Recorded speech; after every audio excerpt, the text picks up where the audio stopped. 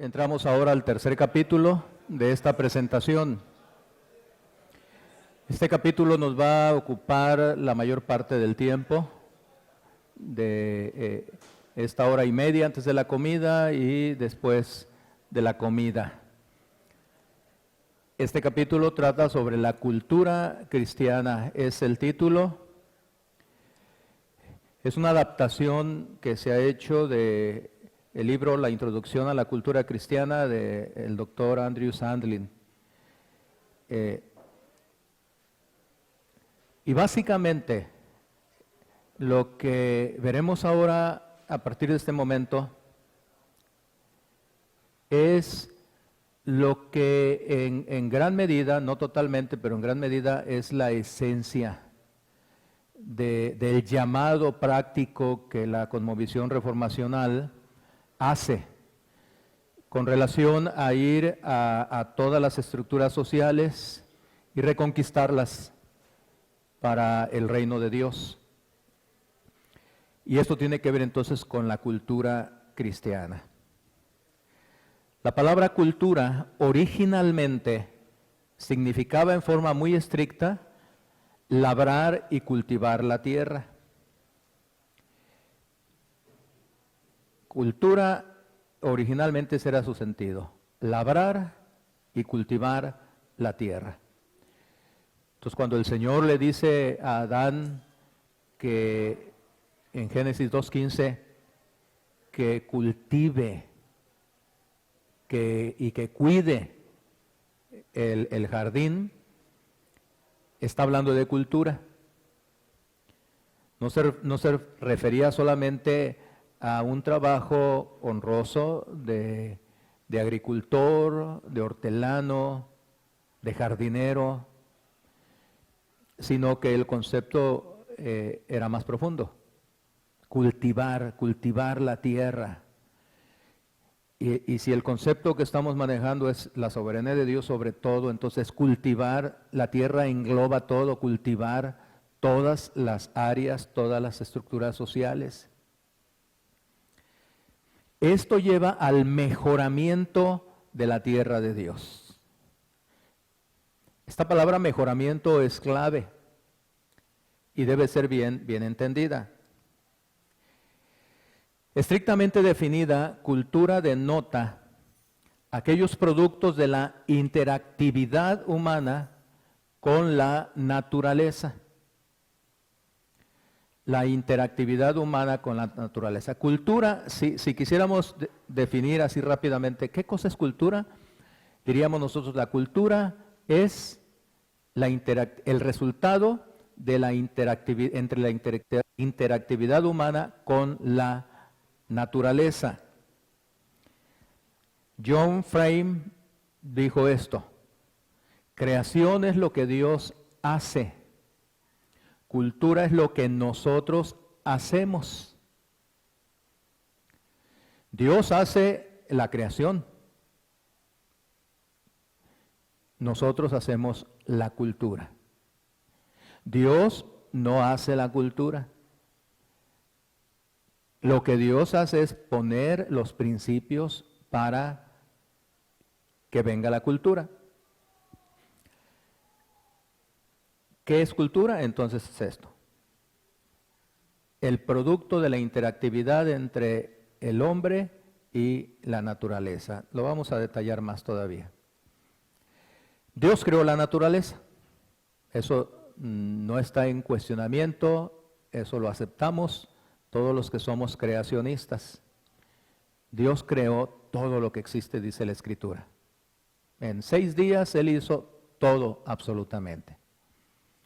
Pero Dios no creó la cultura, por lo menos no directamente. Así como Dios hizo las estrellas, el sol, la luna, las aguas, la tierra, los animales, al mismo hombre, no vemos en ninguna parte de la creación que Dios haya dicho, sea la cultura. Como dijo, sean los animales, haya lumbreras en el día, en la noche, etcétera. No hay ninguna parte donde encontremos que diga, y sea la cultura también. El hombre actúa en la creación de Dios y produce la cultura. La creación ya la hizo Dios toda. Ahí está. Entonces el hombre puesto ahí actúa en esa creación y viene como producto la cultura. El hombre no deja la creación así como está. No. Así como está la creación, como Dios la hizo, el hombre no la deja. Sino que el hombre interactúa con la creación añadiendo la ciencia y creatividad que Dios le dio para mejorarla. Nosotros sabemos que el hombre es imagen de Dios, de acuerdo a nuestro catecismo menor, en ciencia, justicia y santidad. Entonces Dios reflejó su imagen dándole al hombre ciencia.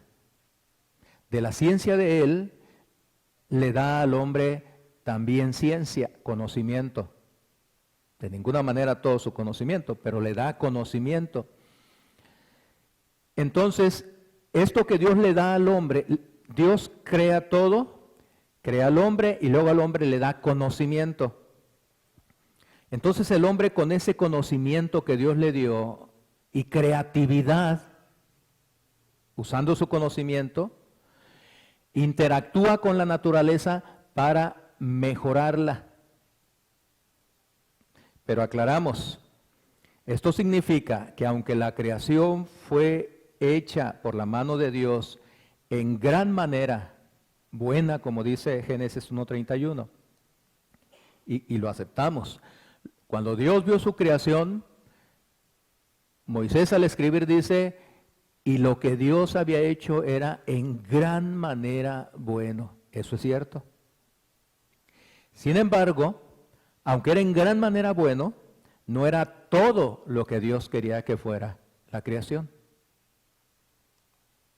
En pocas palabras, la creación no es suficiente para Dios y claro que ni para el hombre. Dios también quiere la cultura. Y por eso su orden es tan clara cuando hace al hombre.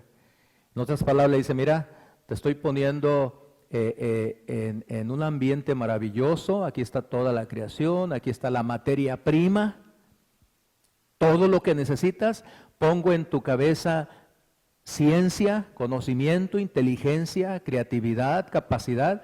Ahora quiero que uses esta naturaleza y produzcas lo que llamamos cultura. Dios quiere también la cultura, no solamente quiere las almas de las personas. Ejemplifiquemos, un tomate no es un aspecto de la cultura, es de la naturaleza. Pero una pizza sí es un aspecto de la cultura. El hombre con su ciencia toma el tomate y otros elementos de la propia naturaleza y usa su conocimiento y se produce la pizza. Eso es cultura. El oxígeno no es un ejemplo de cultura, pero una máscara de oxígeno sí. Entonces, la creación más la interacción beneficiosa del hombre equivale a cultura. Otra vez, estamos asentando lo que es cultura. Cuando el hombre interactúa con la creación de Dios, se produce la cultura. El hombre no crea nada. Dios ya lo creó todo. Pero el hombre produce la cultura. En y con la naturaleza nosotros experimentamos y creamos. En ese sentido de crear, el término no es de que es algo que surge de la nada, porque surge de la naturaleza y del conocimiento.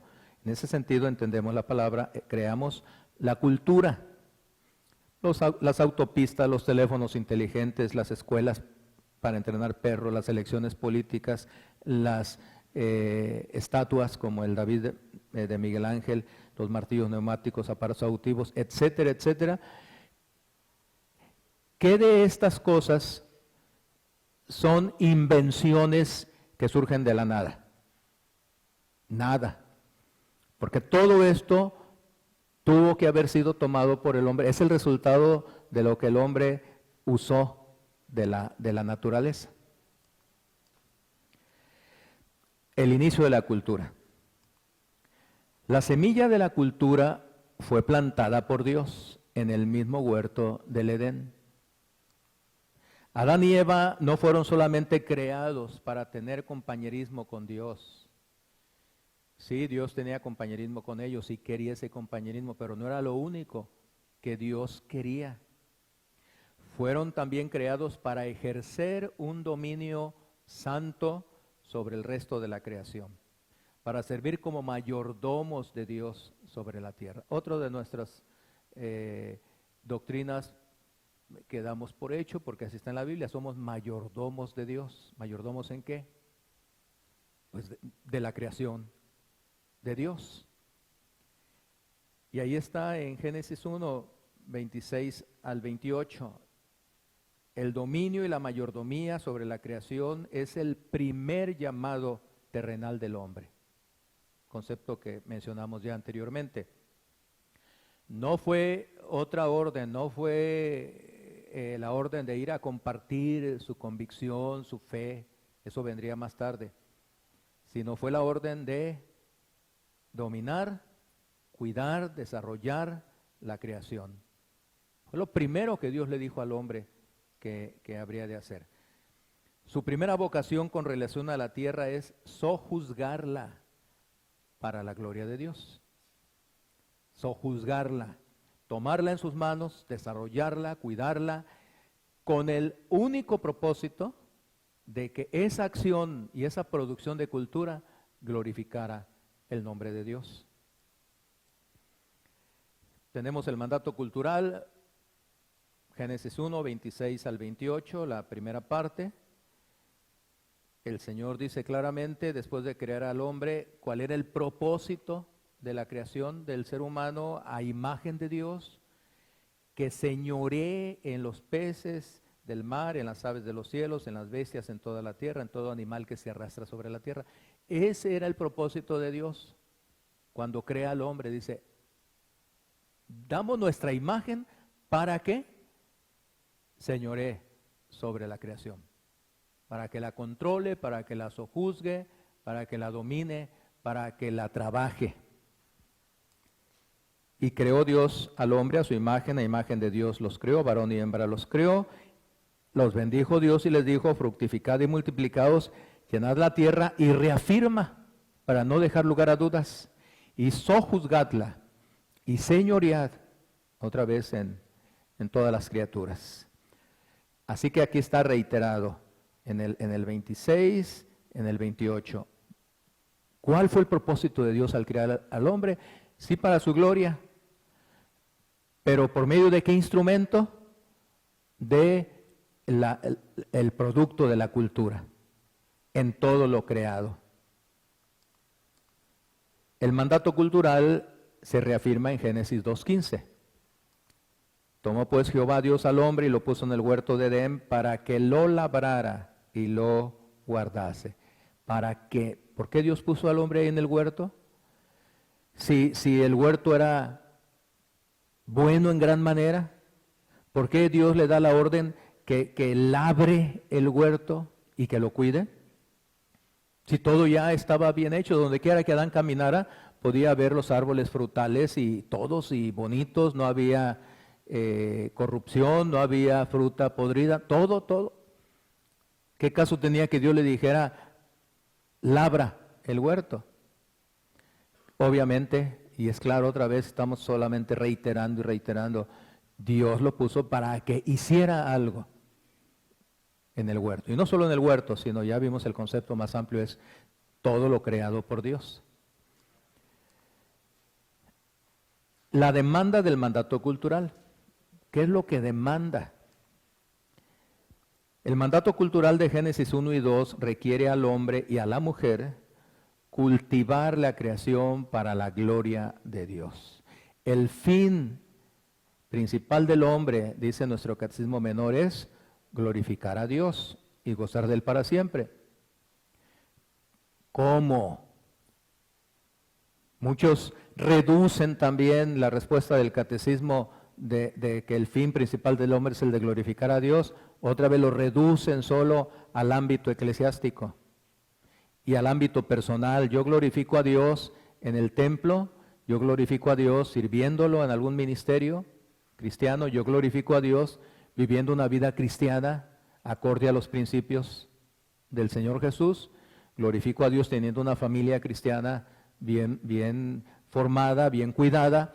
Así yo glorifico a Dios y cumplo con esta orden del Señor que yo debo glorificarlo. Todo eso está correcto y todo eso hay que hacerlo. Pero Dios tenía en mente algo más. ¿Cómo glorificar a Dios? Aquí está, obvio. Mira, aquí está la creación, todo lo que he hecho. Aquí te pongo, te doy mi imagen.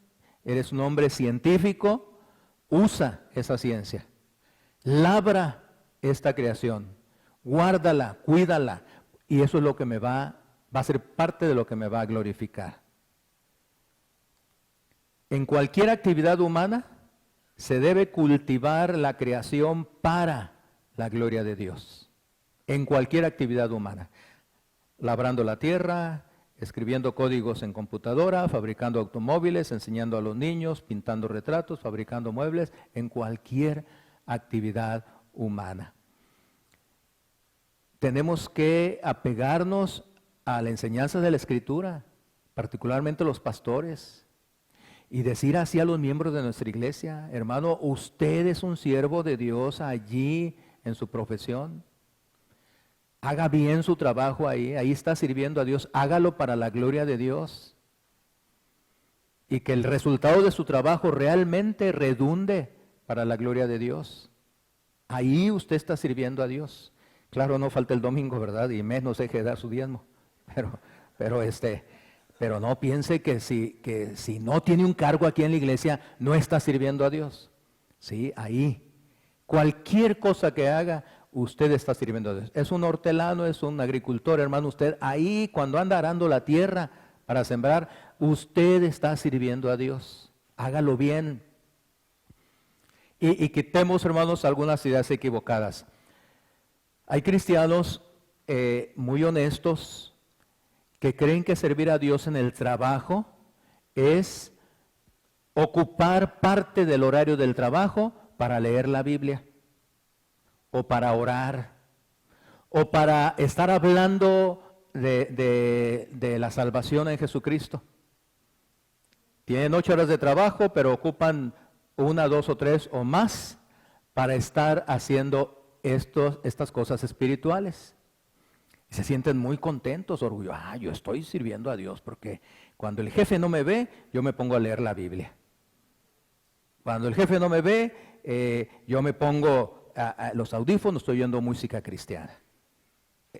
O en cualquier momento yo aprovecho para estar hablando de la Biblia.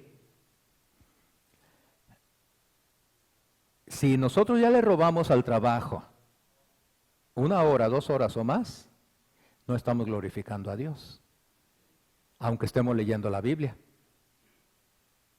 ¿Por qué razón? Porque el Señor dice: te pongo ahí para que hagas bien tu trabajo. ¿Quieres leer la Biblia? La puedes leer en tu casa. Léela ahí, todo lo que quieras. Claro, aquí puedes recordar textos y siempre la Escritura va a estar en nuestra cabeza. ¿Quieres compartir tu fe con alguien? Bueno, aprovecha la hora de la comida, un receso, dile que si lo ves más tarde o más temprano. Pero en tu trabajo tú dedícate a hacer tu trabajo y hazlo bien. Los demás lo hacen mal, pierden el tiempo, son deshonestos. Tú no, tú hazlo como debe ser. Porque además esto va a empezar a influenciar a los demás. Y esa es la tarea, nosotros tenemos que influenciar el entorno donde estamos hasta que empiecen a darse cambios. Entonces, tenemos que usar cualquier actividad humana para la gloria de Dios. El hombre está para poner por entero su producto cultural, toda la creación, a los pies de aquel quien es el Rey de la humanidad y de la naturaleza, a cuya imagen fue creado el hombre y todas las cosas, dijo Henry Mider.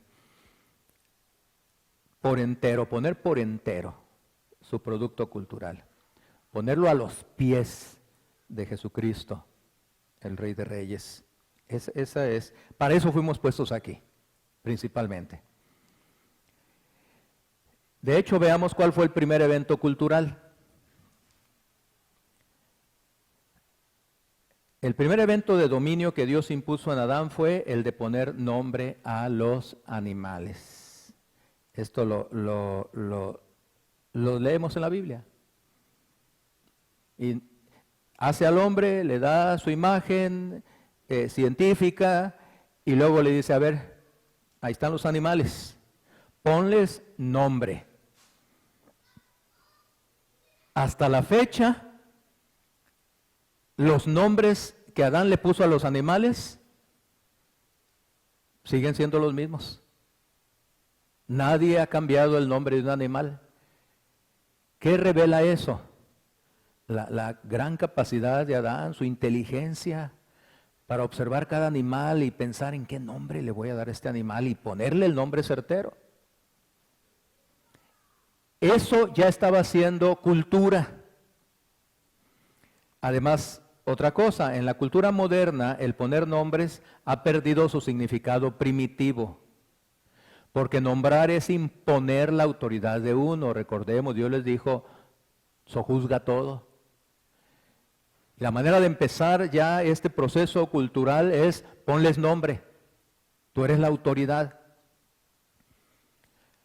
Los padres somos los únicos autorizados por el Señor para poner nombres a los hijos.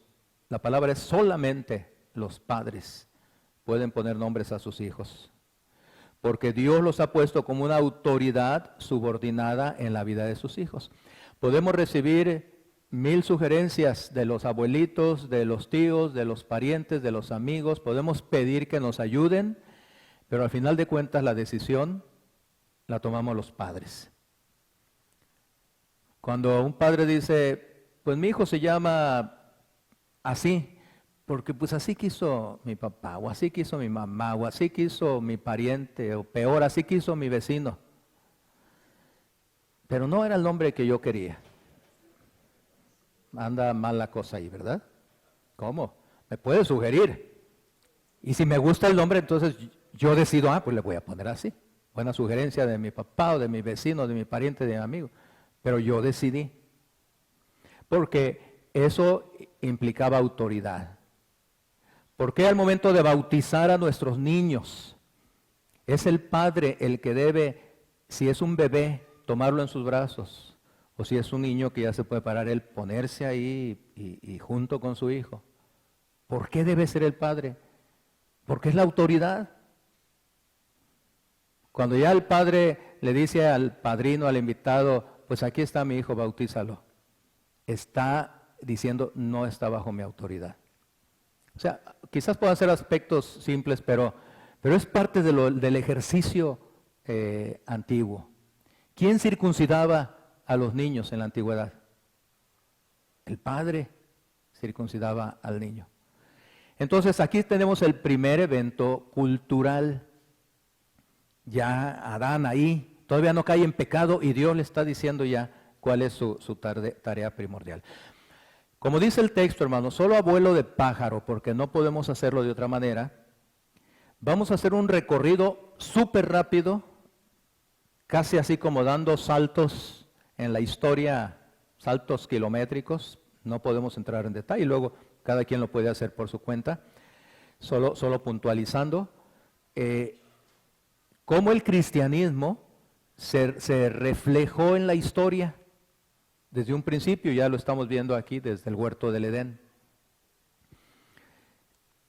Cuando uno piensa en la cultura cristiana, tal vez lo primero que viene a la mente es el catolicismo medieval, o la Ginebra de Calvino, o los puritanos que llegaron a Nueva Inglaterra. Uno dice, la cultura cristiana, sí, esta comenzó en la Edad Media.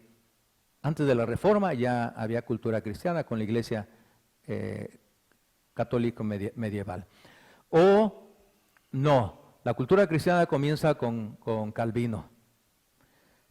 O no es cuando llegan los europeos, los primeros acá al norte de los Estados Unidos, y ahí comienza la cultura cristiana. Pero no es así, sino las semillas de la cultura cristiana se encuentran en la vida de la primera cultura sagrada a gran escala. Estamos hablando del antiguo Israel. La primera cultura, cultura sagrada, le estamos llamando cultura cristiana porque es el concepto amplio. Claro, estamos hablando del Antiguo Testamento.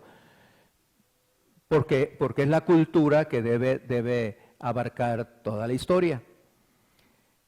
Pero comienza esa cultura desde la formación del antiguo Israel. Dios llama soberanamente y no meramente como individuos particulares o discretos a Israel, sino como una comunidad. Dios claramente le dijo a Abraham que no solo llamó a Abraham, a él individualmente o como familia, sino desde un principio le revela su plan. En ti serán benditas las naciones y en ti voy a formar una nación. Ya está en la mente de Dios el sentido de comunidad. La comunidad del pueblo de Dios necesitaba tener una sociedad entonces y una cultura. Ya es una comunidad, el antiguo Israel, pues necesita vivir en sociedad, necesita tener una cultura que lo identifique, porque Él delineó su ley a esa comunidad en maneras culturales de vivir. ¿No es eso lo que encontramos en las Escrituras?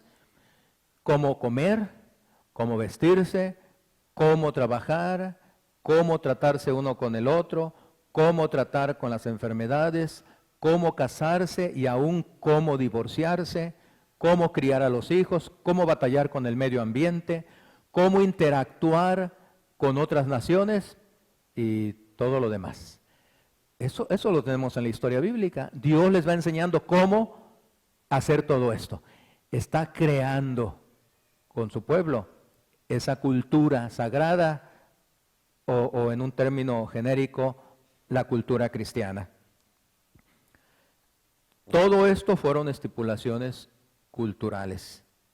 Entonces, la cultura no comienza en la Edad Media, no comienza con Juan Calvino, no, la cultura cristiana con los puritanos, no, la cultura comienza desde la formación, la cultura cristiana desde la formación del pueblo de Dios. Los judíos, primer paso, ya dijimos, son así a vuelo de pájaro. Ya vimos en la antigüedad, damos un gran salto hasta el tiempo de los judíos. Ya pasó toda la historia del Reino Unido y el reino dividido y la dispersión y todo eso. Y si nada más por mencionarlo, todas esas etapas viviendo dentro de la cultura sagrada. Pero ahora llegamos al tiempo de los judíos. Ya no es Israel, ya no son 12 tribus. De hecho, las tribus del norte desaparecieron, hubo una mezcla y están algunos pocos en Samaria, ya sangre revuelta, y solamente están los judíos acá en Judea, con la tribu de Benjamín. Y ya viven como una comunidad descentralizada bajo la autoridad de la ley de Dios, mirando hacia el Mesías, porque toda la historia del pueblo es el Mesías, quien al llegar transformaría al mundo mediante la salvación a todos los pueblos, judíos y no judíos. Los judíos tenían que tener una cultura sagrada que sirviera como un microcosmos de la cultura cristiana mundial que inauguraría el Mesías. Es decir, el pueblo judío tenía que identificarse con una cultura propia, sagrada, dada por Dios, como algo que ejemplificaba lo que tendría que ser a nivel mundial, la cultura. Una vez que Cristo llegara y ya inaugurara mundialmente su reino, por decirlo de esta manera, que el reino está desde la antigüedad. El reino de los cielos se ha acercado, la predicación inicial del Bautista, el reino de Dios ya está aquí. Cuando llegó el Mesías, el Hijo de Dios, Jesucristo, Él vino predicando el reino de Dios, que no era otra cosa sino el gobierno de Dios. Eso es obvio. Viene predicando acerca de un reino. Por lo tanto, tiene que implicitarse que está hablando de un gobierno. Y si está hablando ya de un gobierno para un reino, es obvio que tiene que haber cultura. Y una cultura, naturalmente, fundamentada en los propios principios del rey. Él llamó a los judíos y después a los gentiles a arrepentirse y confiar en Él para salvación por gracia y fe solamente. Y Él creó una comunidad de apóstoles y discípulos y les dio instrucciones de cómo vivir ante Él, cómo vivir juntos en comunidad. Y eso llegó a ser una cultura cristiana. En el Sermón del Monte tenemos las normas que el Señor establece para los súbditos del reino. Damos otro salto y hablamos un poco del apóstol Pablo. Él fue el primero, como lo sabemos, en llevar el Evangelio a Europa. Más allá de las áreas iniciales de la fe cristiana, él fue más allá, con la visión que Dios había puesto en su cabeza y corazón. La iglesia enfrentó una masiva hostilidad y una persecución salvaje, como sabemos la historia bíblica, pero con el tiempo creció la iglesia. Entonces ese crecimiento la exhibió como una comunidad alternativa, incluso como una cultura subversiva.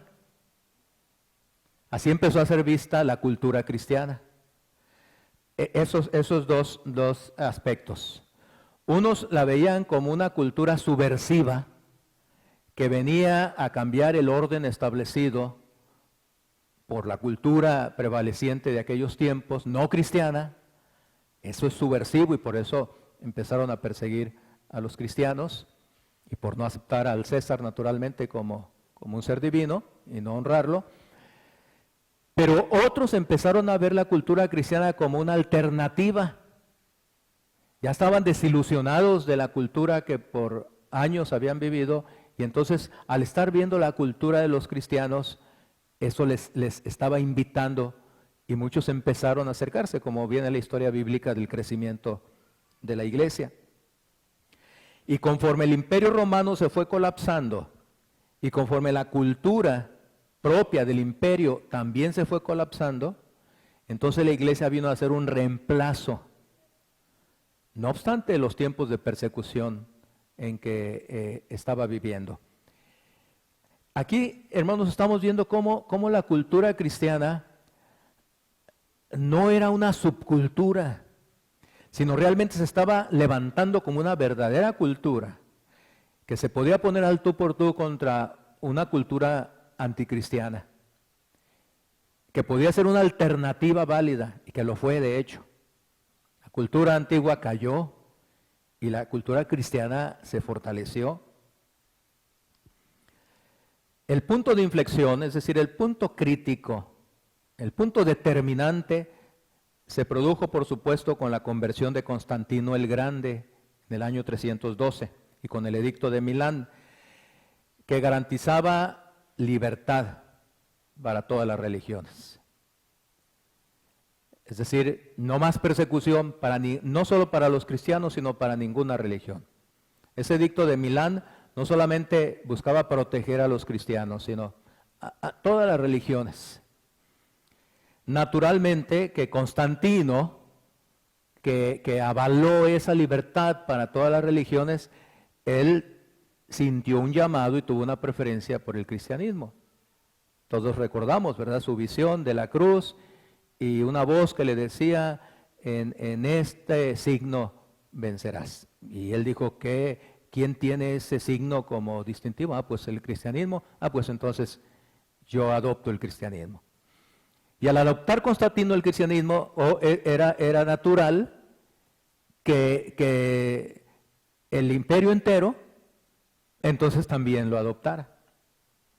Y le llamamos punto de inflexión porque eso fue importantísimo para los cristianos, no solamente porque ya no serían perseguidos, no solamente porque sus propiedades serían recuperadas, sino porque eso abriría las puertas para que la cultura cristiana entonces se diseminara por todas partes. Constantino también usó al Estado para apoyar al cristianismo y a sus iglesias, pues él se identificó como cristiano. Garantizó libertad para otras religiones, pero él profesó la fe cristiana. Que no podemos asegurar que de veras hubo una convicción en su corazón, y menos en sus seguidores. Seguramente miles y miles oficialmente adoptaron la fe cristiana sin que realmente hubiera una convicción, solo porque el emperador lo está haciendo. En cierto sentido, esa es una respuesta a por qué empezó a pervertirse luego la iglesia cristiana. Por la inclusión de mucha gente que oficialmente adoptó la religión cristiana sin abandonar sus propias creencias, las creencias maternas, las que confesaban. Ocurrió como cuando llegaron aquí los españoles, ustedes recuerdan, ellos impusieron el catolicismo a espada, ¿cómo va la frase? A sangre y a fuego y sangre. ¿Qué hicieron? Donde llegaban imponían a los santos católicos, pero no contaban con la astucia, como dijera el Chapulín Colorado, ¿verdad?, de nuestros ancestros indígenas, bien inteligentes. Porque los españoles les dijeron, mira, esta es la Virgen que tú debes adorar. Claro, ellos tenían la espada encima, pues, sí, me arrodillo. Pero lo que los españoles no sabían es que los indígenas tomaron la Virgen o el Santo X, hueco, se dieron cuenta que estaba hueco y adentro metían sus ídolos. Así que cuando ellos se arrodillaban ante la Virgen, y los españoles muy contentos porque ya estaban confesando el cristianismo, no, los indígenas estaban arrodillados delante de sus propios dioses. Y por eso México es sui generis en cuanto al catolicismo, ¿verdad?, por toda esa mezcla que hubo, ese sincretismo. La iglesia empezó a pervertirse desde este tiempo. Por un lado fue muy positivo la conversión de Constantino por lo que se logró. Por otro lado, la inclusión de tanta gente sin convicción y que luego llegó al liderazgo de la iglesia, hasta el papado mismo. Los cardenales realmente no tenían convicciones sólidas cristianas y empezó el problema. Pero eso es otra historia. Nos interesa el aspecto cultural, porque en este ambiente la cultura cristiana prosperó y con el tiempo creció a gran escala. La cultura cristiana en el Oriente estaba centrada en Constantinopla, estaba controlada por el Estado, en tanto que la cultura cristiana en el Occidente estaba dominada por la Iglesia, por Roma. Sin embargo, las dos, Oriente y Occidente, la cultura que se desarrollaba ahí eran cultura cristiana. Esto era la cultura cristiana. O en estas áreas se reflejaba la cultura cristiana, en la educación, en el trabajo, en la alimentación, en el comercio, todos estaban envueltos en la fe cristiana. Lógicamente no era una cultura perfecta. De hecho, nunca va a ser perfecta la cultura cristiana. No por el hecho de ser cristiana, llamarse cristiana ya es perfecta. Nosotros nos llamamos cristianos, pero no somos perfectos todavía. Vivimos en el ya y el todavía no. Sí, somos perfectos, morimos, nos vamos al cielo. Somos santos ya, morimos, estamos con el Señor. Pero todavía somos pecadores, todavía somos imperfectos. Bueno, la cultura cristiana era imperfecta y seguirá siendo imperfecta. Y tenía muchos errores. Estaba centrada en la iglesia en vez de estar centrada en el reino. Aquí es donde estaba esa confusión. Como la iglesia en Occidente dominaba la cultura, entonces la cultura se centraba en la iglesia. Ahí viene también parte del precedente de ese dualismo que se empieza a formar. Cuando la cultura, de acuerdo a la historia anterior, no solamente imperaba en el ámbito eclesiástico, sino alcanzaba todas las otras áreas. Y no era la iglesia la que controlaba. Ese fue un error. Pero tenía pecados, fragilidades, como cualquier cultura. El hecho de que un cristiano dirija un área profesional no garantiza que vaya a haber perfección. Porque ese cristiano está contaminado, tiene pecado. Hay que estar siempre cuidando que realmente la cultura se dirija con fundamento cristiano.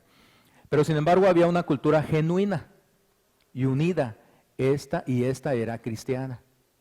En medio de las dos divisiones, Oriente por un lado con el Estado, Occidente por el otro lado, bajo la Iglesia, y en medio de la imperfección y corrupción de los cristianos, pero la cultura era genuina y la cultura era cristiana. Bueno, de ahí damos el otro salto. Esta fue la cultura que nuestra reforma del siglo XVI heredó. Esa cultura cristiana. Así fue heredada por la reforma. Debemos anotar lo siguiente: la reforma fue una necesidad trágica que destruyó la unidad de la Iglesia occidental, pero no destruyó la unidad de la cultura occidental. Son cosas diferentes. Los reformadores no buscaban primero, como lo sabemos, separarse de la iglesia, querían reformarla.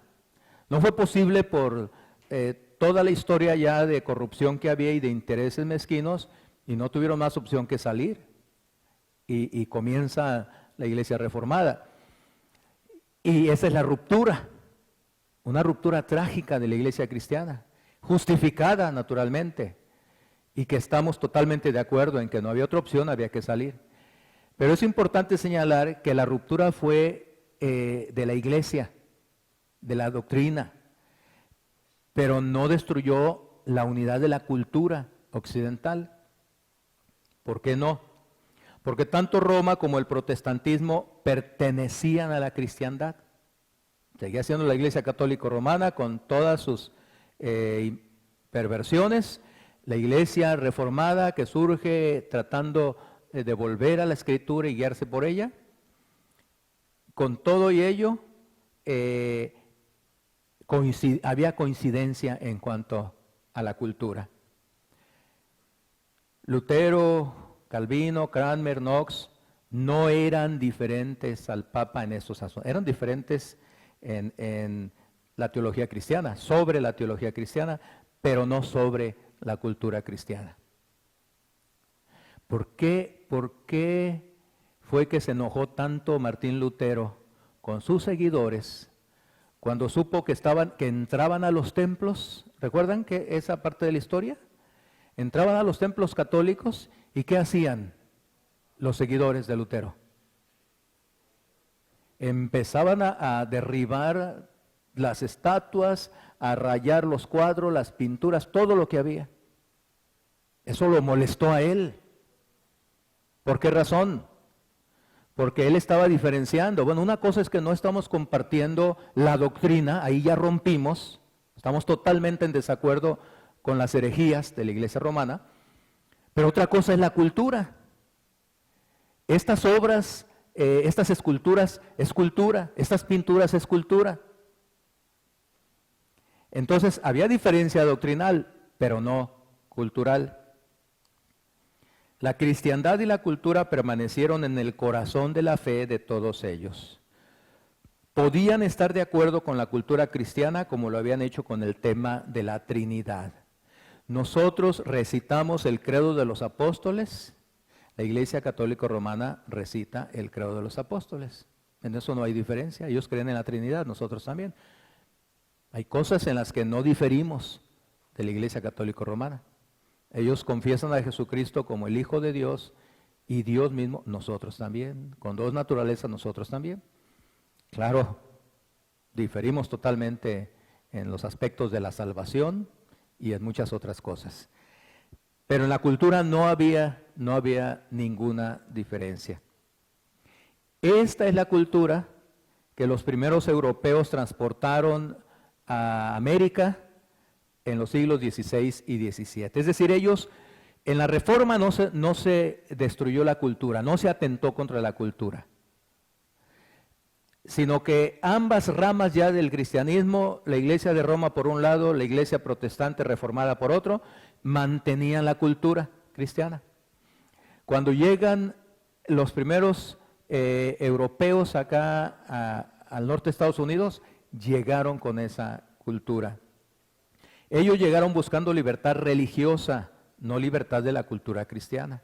Ellos no venían acá pensando, ya llegamos a América, aquí nuestra vida va a cambiar por completo. No. Llegaron al Nuevo Mundo porque habían sido perseguidos por sus creencias teológicas, no por sus creencias culturales.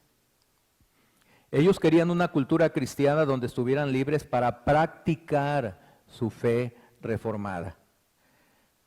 Ya estamos aquí en un nuevo mundo, nuestra cultura cristiana la podemos vivir y también nuestra fe.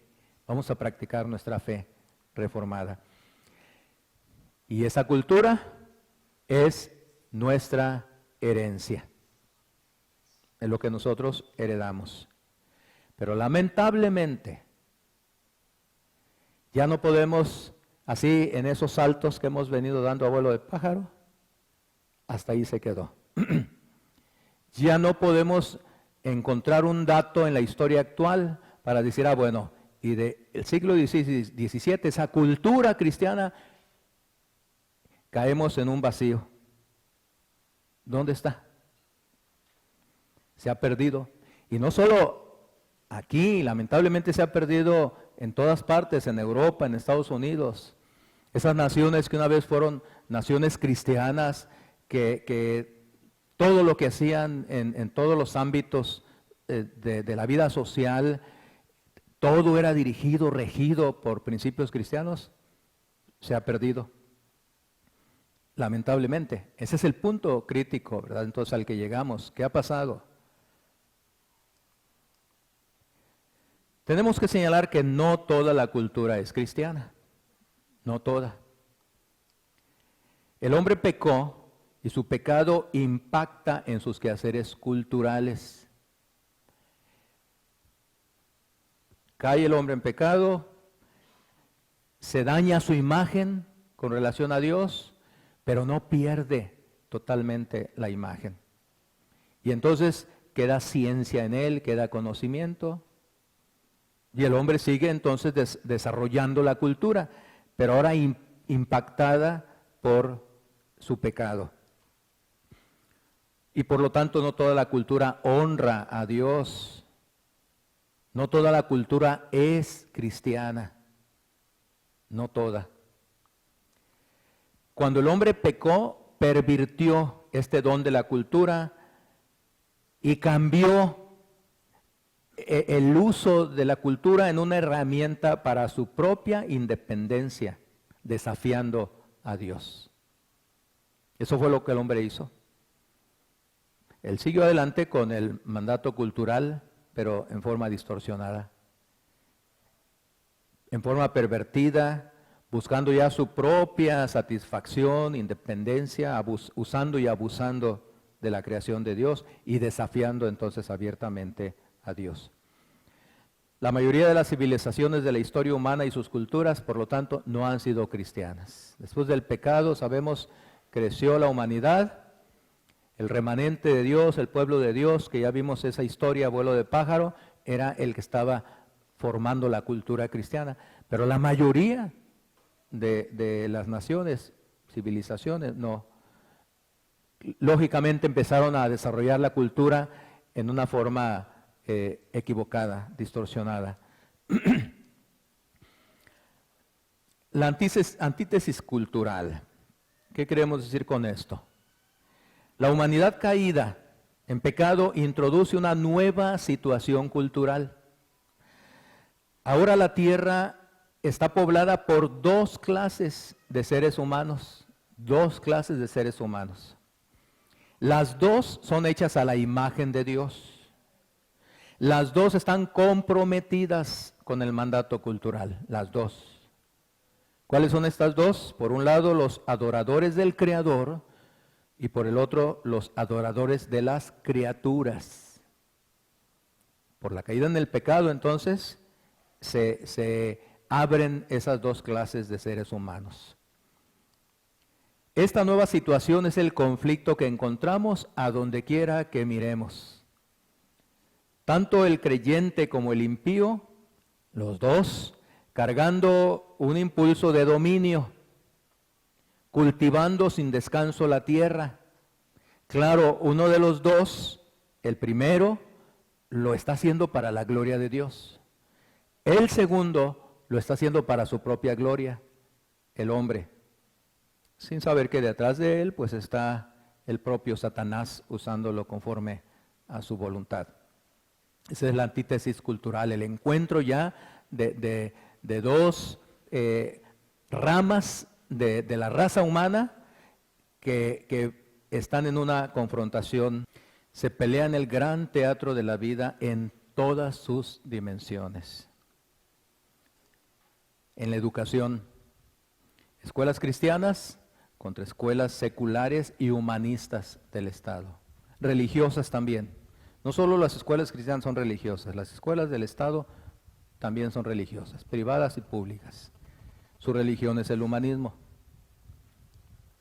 En el arte, por ejemplo, la pintura de Miguel Ángel que glorifica a Dios contra la pintura de Picasso que desafía a Dios. ¿Han visto esos cuadros de Picasso tan famoso, tan popular, obras millonarias? De veras son cosas que desafían la hermosura que Dios ha puesto en el mundo.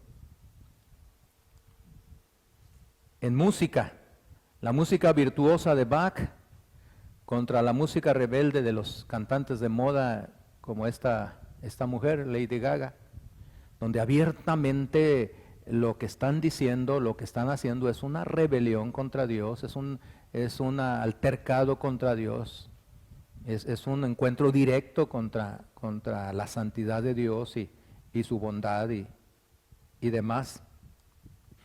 Y así en el deporte, en la política, en la educación, en la economía, en todos los... Díganme en qué campo no encontramos esto. Ahora, por ejemplo en el arte, pues sí teníamos contrincantes. Ahí estaban los dos. Había los grandes pintores que estaban honrando a Dios con su arte. Y había los pintores que estaban desarrollando también la cultura artística, pero en contra de Dios, buscando otra cosa diferente. En la música estaban los grandes músicos peleando por la gloria de Dios con sus obras, pero por otro lado también los grandes contrincantes.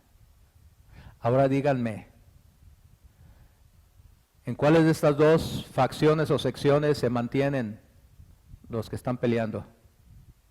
¿En esta? ¿Dónde están los pintores cristianos? ¿Dónde están los músicos cristianos? No me refiero, hermanos, a pintores y músicos de iglesia. De esto sí me podrán decir, pues aquí mismo tenemos un grupo y en cada iglesia hay un grupo. No. Pintores de arte popular que sale fuera de las iglesias. Artistas, músicos que salen fuera de la iglesia y que están allá cantando y que se ven por la televisión y se escuchan por la radio y andan en conciertos, no cantando música cristiana, sino otra música, pero música que glorifica a Dios. ¿Nos damos cuenta de lo terrible de la situación? Acá sí se han mantenido y se han fortalecido todos estos agentes.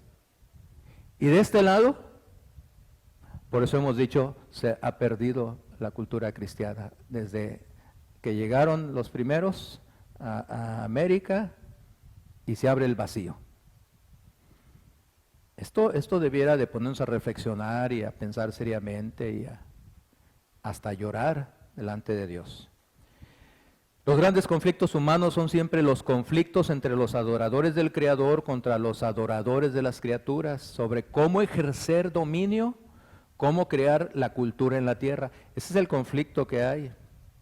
En el cuarto capítulo, si lográramos ver algo de hoy, si ustedes ven el título que viene es Choque de Cosmovisiones o Visiones en Conflicto, porque esto es lo que estamos viviendo. Sin embargo, tenemos que mencionar la gracia común en la cultura también. Dios otorga su gracia común a toda la humanidad.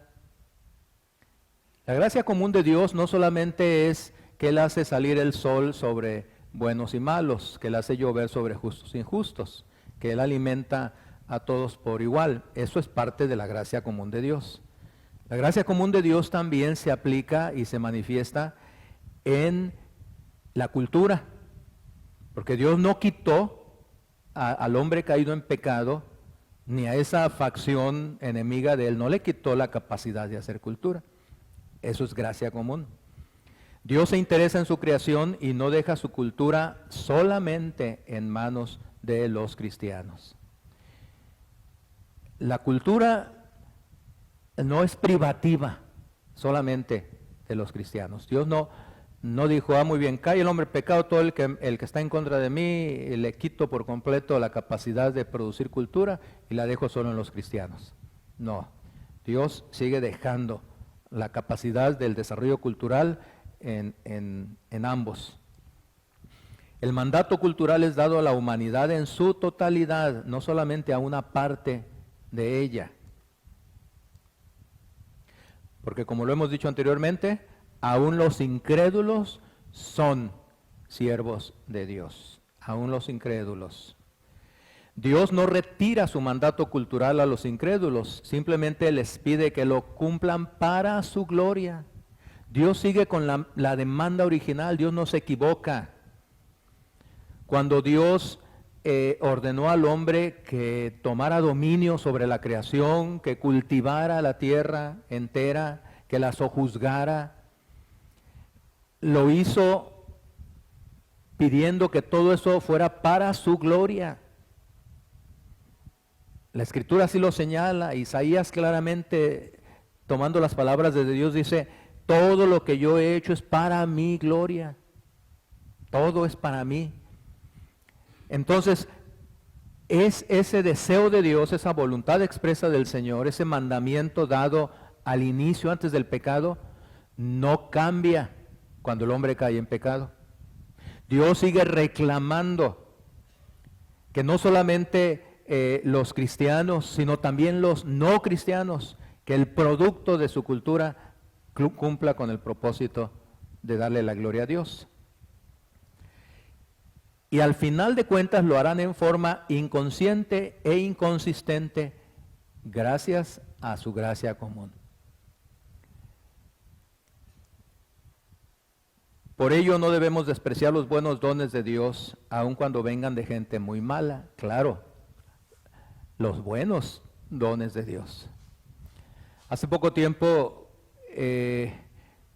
con la muerte, antes de que muriera un poquito, pero después con la muerte de Steve Jobs, el líder de Macintosh, los sectores radicales de las iglesias evangélicas, comenzaron en Estados Unidos y luego acá, empezaron a promover que los cristianos no usaran ningún aparato de Macintosh, que no usaran laptops, que no usaran computadoras de mesa, que no usaran los iPhones, que no usaran las tabletas, que nada de eso.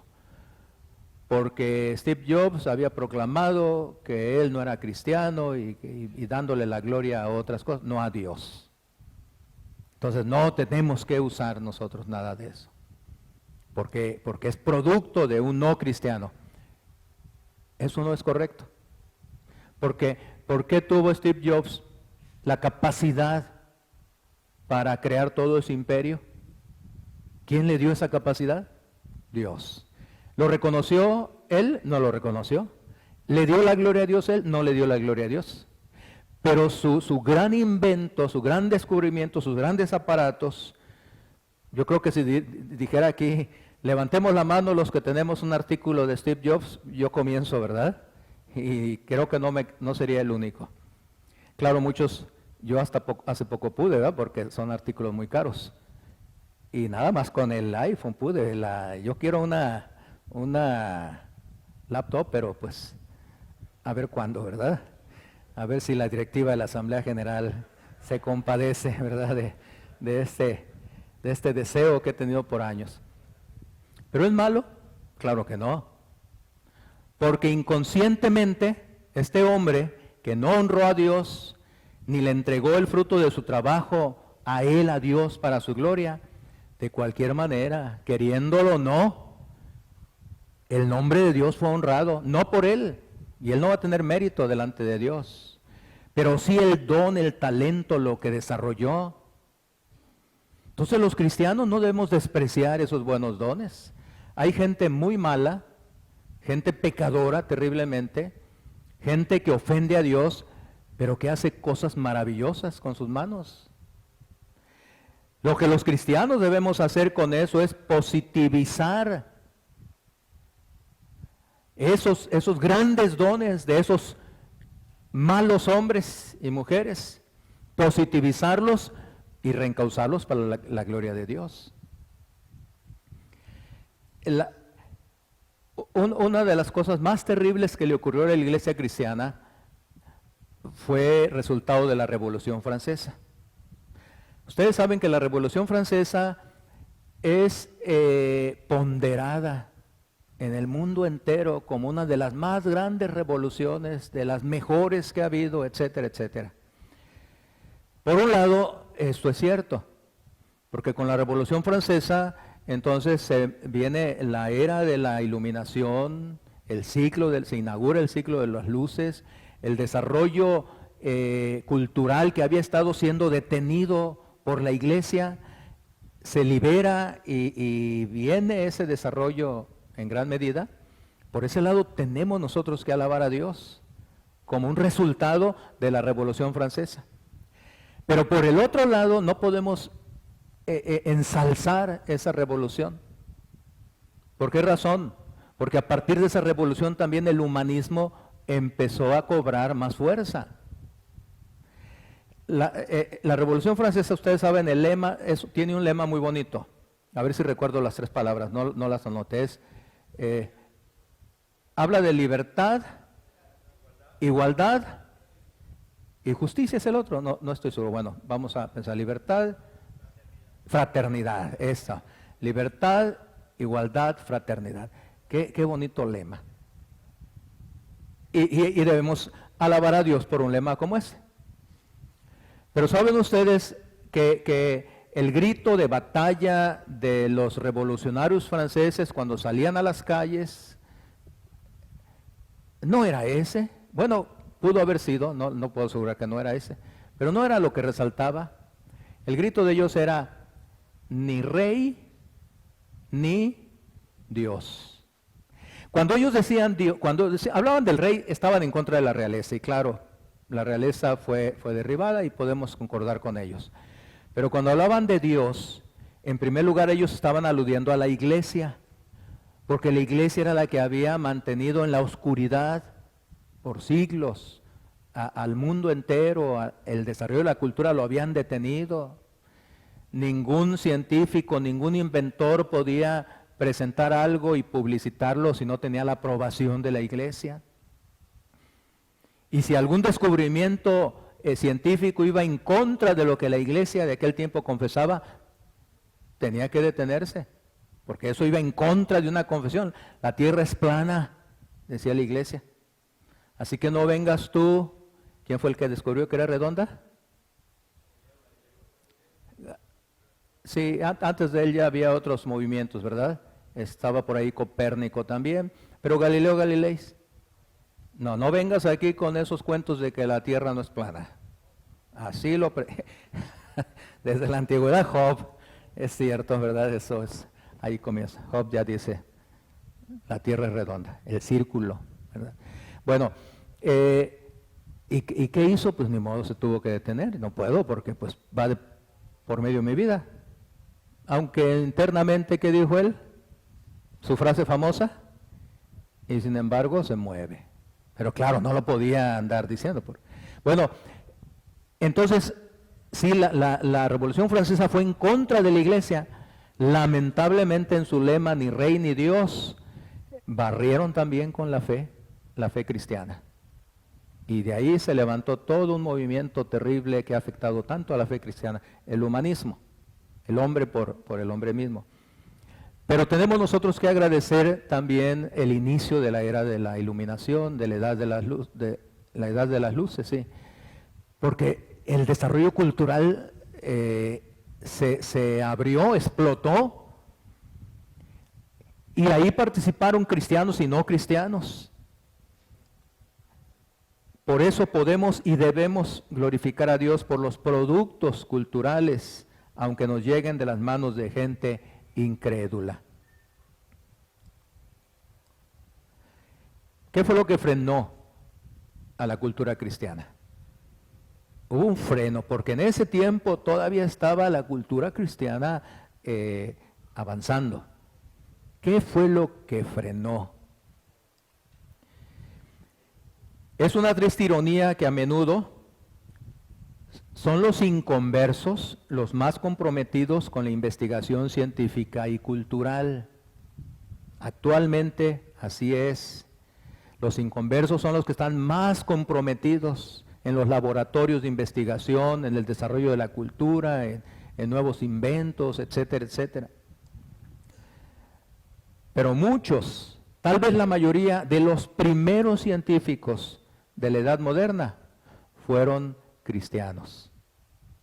Hay tantos nombres que se pueden mencionar de científicos, de personas que desarrollaron la cultura en la edad moderna, cristianos.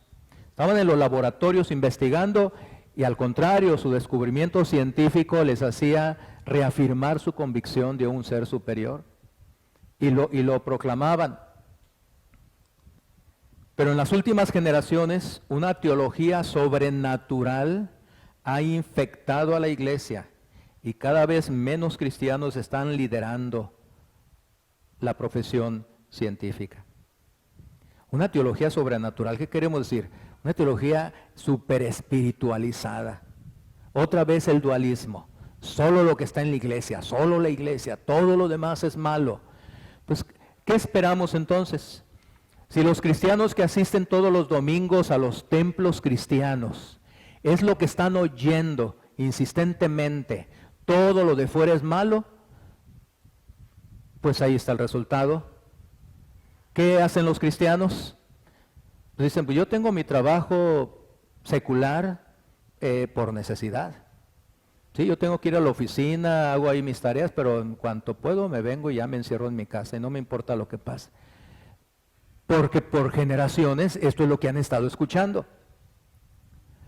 Cuando debiera ser todo lo contrario. Y estar empujando a los cristianos de las iglesias y decirles, tu responsabilidad está allá, está aquí y está allá, y principalmente está allá. Porque somos luz del mundo, no luz aquí dentro de la iglesia. Luz para las tinieblas que están allá. Somos sal no para aquí dentro de la iglesia, somos sal para luchar contra la corrupción allá afuera en el mundo. De tal manera, hermanos, que una conclusión terrible, triste, es que la enseñanza que se ha impartido por generaciones en los púlpitos, en las iglesias, es lo que ha detenido en gran medida. Que más cristianos estén involucrados en las distintas esferas de la vida, luchando por el reino de Dios.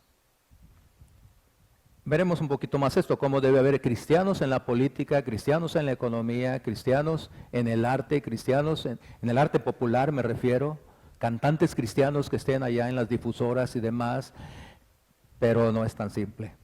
Tiene que haber algo primero para que esto pueda ser logrado.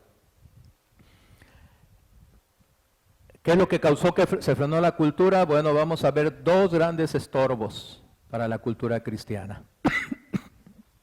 Dos grandes estorbos. Al primero le llamamos la secularización y al segundo estorbo le llamamos la privatización. Son los dos grandes estorbos que frenaron la cultura cristiana. Veamos lo que es la secularización. Hoy en día vivimos en una cultura radicalmente secular. Radicalmente secular, radicalmente apartada de la fe cristiana. Esa es nuestra cultura dominante y no lo podemos contradecir. Veamos cualquier esfera social fuera de la iglesia y es tan diferente a lo que las escrituras dicen que debiera ser. La secularización, sin embargo, no significa que la gente ya no cree en Dios. No, significa que la gente ya no cree que Dios tiene algún interés en la cultura. En el pasado, en ese vuelo de pájaro que vimos, nos dimos cuenta de que la gente creía que Dios tenía interés en la cultura. Pero eso se terminó. Y entonces la gente sigue creyendo en Dios, las iglesias están llenas y cada vez tenemos más iglesias y más creyentes y eso es muy bueno, gracias a Dios. Pero la gente no cree que Dios tenga interés en lo que está pasando en el gobierno mexicano, en el Estado, que a Dios no le interesa las reuniones del cabildo de cualquier ciudad, a Dios no le interesa las reuniones allá que tienen en el área educativa, la SEP, a Dios no le interesa nada de eso. Eso es terrible porque eso es lo que ha provocado precisamente la secularización. Ya no hay interés de Dios en la cultura. Dios no quiere saber nada de lo que pasa fuera de la iglesia. El proceso de secularización, como afirma este escritor, surge no de la pérdida de la fe no se ha perdido, sino de la pérdida de interés social en el mundo de la fe. Es decir, la secularización no quiere decir que la gente está perdiendo su fe en Dios. Pero la secularización está diciendo, la gente cristiana está perdiendo interés social en su interés social. El mundo de la fe, los cristianos están perdiendo interés social. No les importa lo que pasa en el mundo. Y no hay efectos. Comienza en el momento en que los hombres sienten que la religión es irrelevante para la forma común de la vida y que la sociedad como tal no tiene nada que ver con las verdades de la fe. Un distanciamiento total. La religión es para llevarse en los templos, es para practicarse en la casa, es para vivirse en forma personal, una relación espiritualizada con Dios. La religión no tiene nada que decirle al mundo más allá, fuera de la iglesia, a la sociedad. Y la sociedad no tiene nada que ver con las verdades de la fe. Son mundos diferentes. Esa es la secularización. La secularización no es la convicción de que Dios no existe. No es lo mismo que el ateísmo teórico. El ateísmo dice, Dios no existe. Punto. La secularización no comparte esa posición del ateísmo teórico. La secularización incluso puede decir, Dios existe. Eso es lo engañoso de la secularización. Dios existe. Y el cristiano dice, pues los seculares dicen que Dios existe, qué bueno. Sí, pero ellos dicen, Dios existe, pero no de una manera influyente en la sociedad. Sí, Dios aquí está en el templo. Cada domingo que venimos, aquí está Dios, nos venimos a encontrar con Dios. Esta es la casa de Dios, y lo es. Pero a veces los conceptos también nos ayudan a malentender la verdad revelada del Señor en la Escritura. Sí es la casa de Dios aquí, Pero la casa de Dios también es el mundo entero, no solo los templos. La casa de Dios es la casa de cada cristiano. La casa de Dios es la oficina donde trabaja un cristiano, esa es casa de Dios. La casa de Dios es el campo de fútbol donde juegan los deportistas, esa es casa de Dios. Todo es la casa de Dios. Abraham Kuyper acuñó una frase que es un lema de la cosmovisión reformacional. Parafraseándola, la frase dice: no existe una sola pulgada en el universo de la cual el Señor diga, esto no es mío. No existe una sola pulgada en el universo. Todo le pertenece a Dios. Pero la secularización dice, sí, es cierto, Dios existe, pero Él no tiene nada que decir a la sociedad. La secularización significa que Dios y el cristianismo simplemente no tienen relación oficial o formal y que de hecho prácticamente no influye en absoluto ni en la política, la educación, el arte, la ciencia, la arquitectura, la música, la tecnología, los medios de comunicación, etc. No, la religión no tiene ninguna relación oficial o formal. Y por lo tanto no hay ninguna influencia.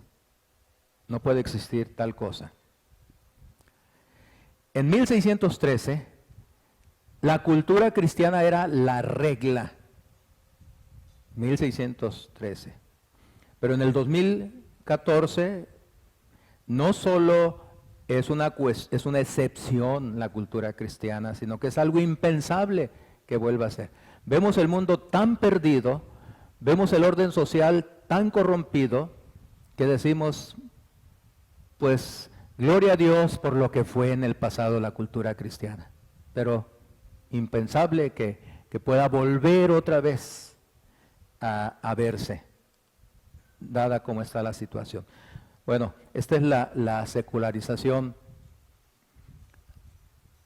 Solo termino, hermanos, para terminar esta parte, con un, ¿qué será? No es un testimonio, o podría ser de un salvadoreño que fue invitado a una conferencia, a un congreso de iglesias cristianas en Estados Unidos. Lo invitaron porque se habían recibido noticias de que en El Salvador había un boom, un auge, un crecimiento de las iglesias cristianas. Cada vez más gente convirtiéndose a la fe cristiana, bautizándose, adhiriéndose a la membresía de las iglesias. Algo así hemos oído de Guatemala, ¿verdad? Se oye que Guatemala es el país, porcentualmente hablando, que tiene el mayor número de cristianos.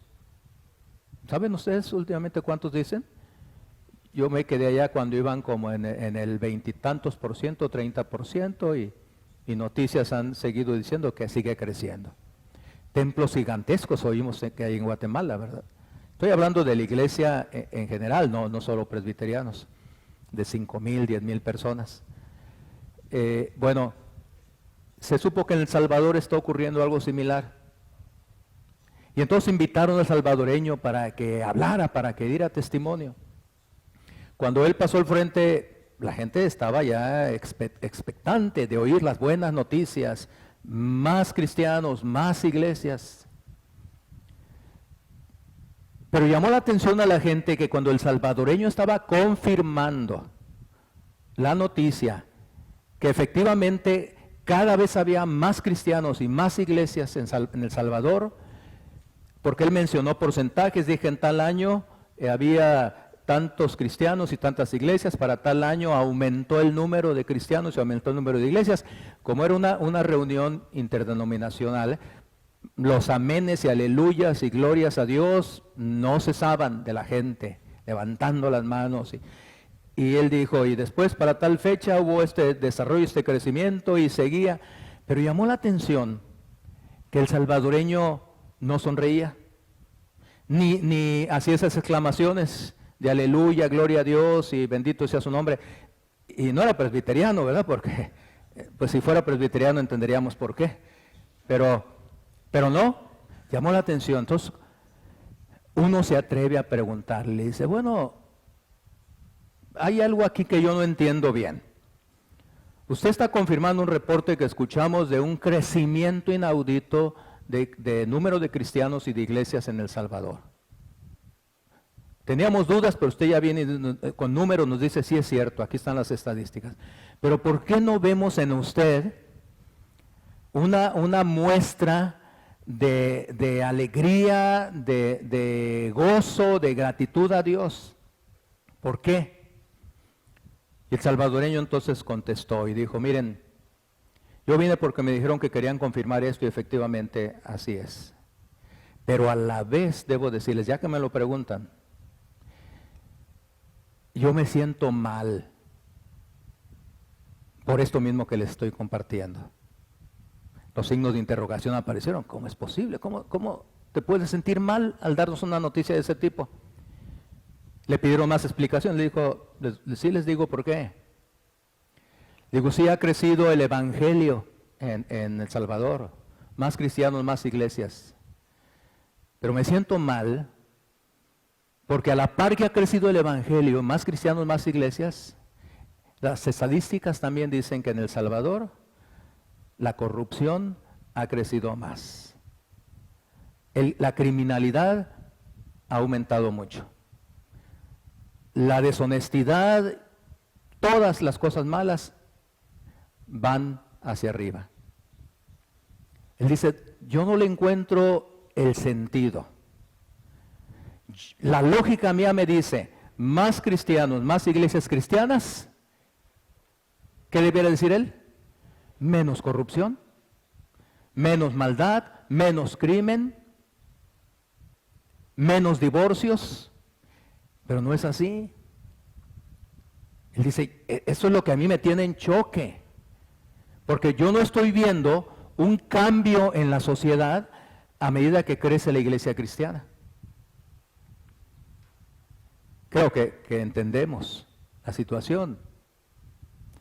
Nosotros debemos celebrar el crecimiento del número de cristianos en nuestras ciudades.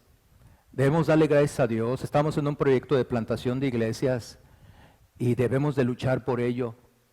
Pero, hermanos, mientras no veamos que ese crecimiento, que ese auge de cristianos e iglesias impacta en la sociedad, entonces no podemos celebrar completamente. Sí hay celebración, pero una celebración completa, porque estamos viendo que Dios no solo quiere las personas, su corazón, su alma, su espíritu, el ser íntegro, quiere su reino, la cultura. Y por eso la cara de este salvadoreño de esa manera. Una buena lección para nosotros, quizás.